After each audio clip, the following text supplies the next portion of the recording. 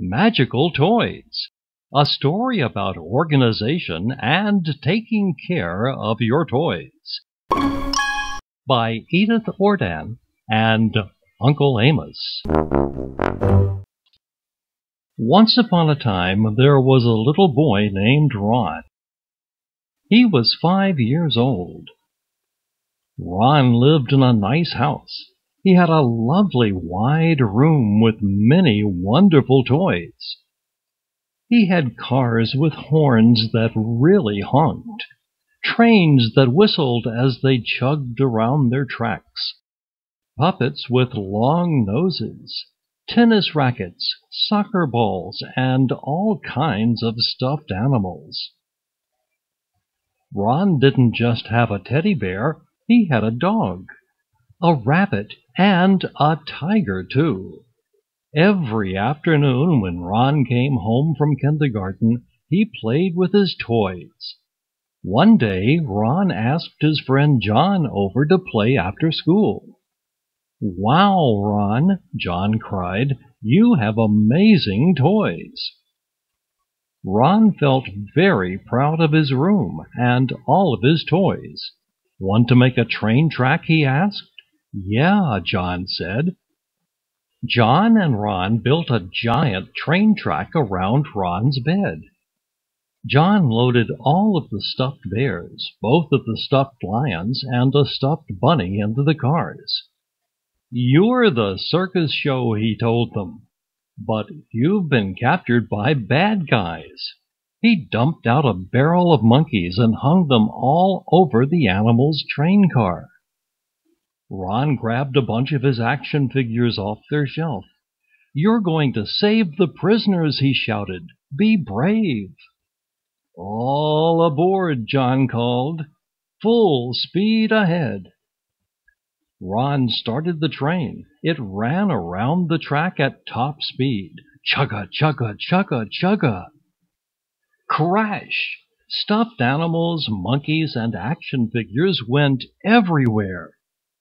"Woo-hoo!" John cheered. "They escaped. The circus is saved." John and Ron ran the train again a few more times, then made the stuffed animals and action figures put on a circus act. But soon it was time for John to go home. Ron's mother came into the room. "Time to pick up," she said. "But Mom," Ron said, "we're in the middle of the circus." "It's not circus time," Mom told him. "It's dinner time. John needs to go home and eat too, or his mom and dad will be worried about him." "But Mom," Ron wailed. "John can come back over tomorrow," Mom said. "Now please pick up this room and say goodbye." Ron and John looked at Ron's room. It was a mess. Putting everything away was going to be a lot of work, and the two little boys didn't want to do it. "We can't put this away," John said. "We're not done with the circus yet." "Yeah," Ron agreed. "We should wait." "Will your mom mind?" John asked. "Probably not," said Ron. John went home and Ron went to dinner. He told his parents all about the train and the circus. "There were bad guys on the train," he said. "Then there was a circus with the animals and the superheroes." "Sounds like fun," said Dad. "Did you pick up your toys like your mom asked you to?" Ron said yes. After dinner was done, Ron hopped off his chair and dashed back to his room. He was ready for his bedtime story, but when Mom came in, she gasped. "Ronald," she cried, "this place is a disaster. Why didn't you clean up your room?" "I didn't think it's that bad," Ron said. Mom was very angry. "Ron, you lied to me and didn't do what I told you. From now on, you can't have friends over to play." Ron tried to tell Mom that he and John weren't done playing. Then he promised her that he would clean tomorrow, after John had come over again. Finally he cried, but Mom wouldn't budge. After Mom put him to bed, Ron thought about the great time he had with John. Then about how mad Mom was. He thought, "It isn't fair. Why should I have to clean my room?" Suddenly Ron heard voices. "Who's lying on me?" said one crankily. "I can't see a thing under all this junk."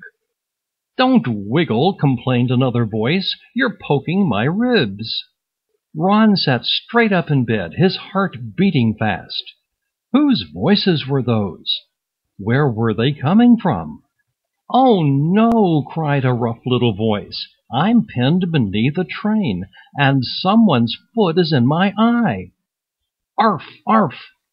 Slowly Ron crept out of bed. He followed the small voice right to a pile of train cars and monkeys. He moved the cars carefully, and beneath the pile found his stuffed dog whining sadly. Other toys were stuck in the mess, too. That's where all the voices were coming from. "Who's lying on me?" shouted a bear angrily. "Who's lying on my stomach? Who is responsible for this reprehensible state of affairs?" "I can't help it," an action figure yelled back. "I'm stuck in a circus ring. Talk to the little boy who left us here." "But why would Ron leave us in a pile like this?" cried a doll.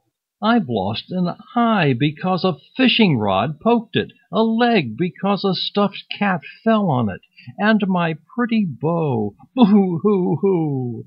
"He doesn't care about us," wailed the toys together. "Ron doesn't love us anymore." "No, no," Ron cried. "Of course I care." "If he really cares," a stuffed tiger growled, "then he would have put us back in our proper places where we would be safe. I say, let's find a new home." All the toys cheered. They thought that the tiger had a good idea. "Wait!" Ron shouted.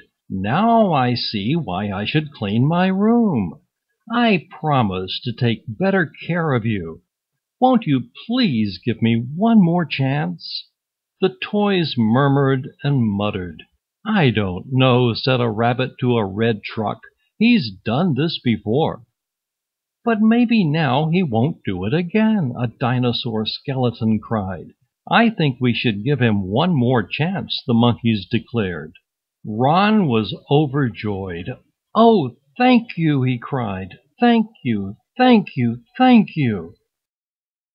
In the morning, Ron woke up early and put all of his toys back in their proper places. He was very careful.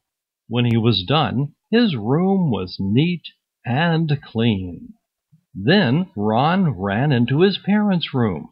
He told them all about the toys and how they had come to life. "They wanted to leave because I had left them in a mess," he said, "but they said they'd give me one more chance." Ron showed Mom his room. "Why, Ron," Mom exclaimed, "this room is very clean now. If you can keep it like this, then maybe in a few days John can come over to play again." "As long as he cleans up," Ron said. Ron thought he saw his toys smile. From then on, Ron kept his room very tidy. His toys all went back to their places after every time he played with them. Now the toys knew that Ron really did love them. Every night they all played together in Ron's neat, clean, and tidy room. Magical Toys. A story about organization and taking care of your toys.